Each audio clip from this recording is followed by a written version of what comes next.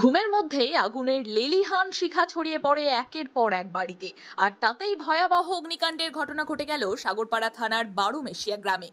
ভয়াবহ অগ্নিকাণ্ডে সম্পূর্ণ বর্ষীভূত হয়ে গেল 5টি বাড়ি।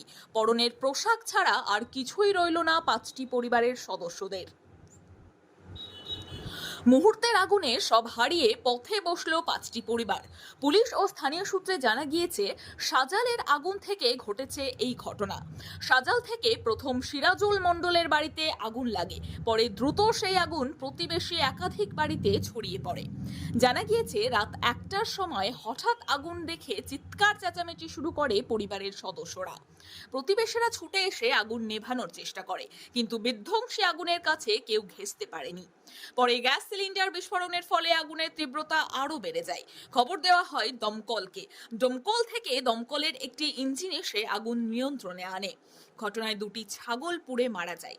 এমনকি ঘরে থাকা আসবাবপত্র, খাদ্য সামগ্রী, গুরুত্বপূর্ণ নথি সহ অন্যান্য সমস্ত কিছু পুড়ে ছাই হয়ে যায়।